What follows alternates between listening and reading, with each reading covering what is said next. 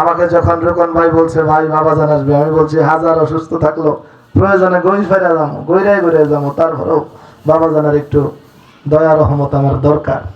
আমি অসুস্থ, আমি আসছি বাবাজানের কাছ থেকে একটু দয়ার জন্য। বাবাজানের কাছে দয়া চেয়ে আমি কাঙ্গাল, আমি গুনাহগার, আমি নগণ্য বিদায় নিতে চাচ্ছি। যদি বাবাজান দয়া করে অনুমতি দেন। বিশেষ করে আমি বাবাজানের কাছে আবদার, আপনাদের কাছেও একটা আবদার রাখছি। আবদারটা হচ্ছে হালুয়াঘাট উপজেলায় একটা সুন্নি মাদ্রাসা আছে, এটা গৌসুল আজম মাইজ ভান্ডারীর দরবারের পক্ষ থেকে এই টিকুরিয়া গ্রামে আছে। আমি ওই মাদ্রাসার খেদমত করি, আমি একজন নগণ্য মানুষ। আপনাদের ছেলেদেরকে, সামনে জানুয়ারি মাস, আপনাদের ছেলেদেরকে, আপনাদের নাতিপুতিদেরকে, আপনাদের ছোট কচি কাঁচা বাচ্চাদেরকে আপনারা ওই মাদ্রাসায় দিবেন।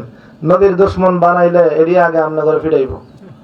কবরের পাশে যায় তো জানাজার পরে তো দোয়া করতোই না, 4 দিন 40 তো আরো আগে করতো না, কবে যেটি থুয়ে গেছে এটি আমারই লাগবো, ডাইরেক্ট বেদাত ফতোয়া দিব। তো সুতরাং যদি সন্তানকে, আল্লাহ বলছে কু আনফুসিকুম ওয়া আহলিকুম নার, তুমি নিজে বাঁচো, তোমার সন্তানকেও জাহান্নামের আগুন থেকে বাঁচাও। আপনারা তরিকত ভালোবাসেন, বাবাজানকে ভালোবাসেন, আপনার সন্তান, আপনার পরিবার পরিজন, তাদেরকেও ভালোবাসাইতে হবে, তারাও যেন এই পথে আসে।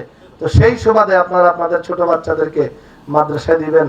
আমি চেষ্টা করব খেদমত করার জন্য। আমি বাবাজানের দোয়া চেয়ে আমার সংক্ষিপ্ত বক্তব্য শেষ করছি, অগোছালো বক্তব্য শেষ করছি।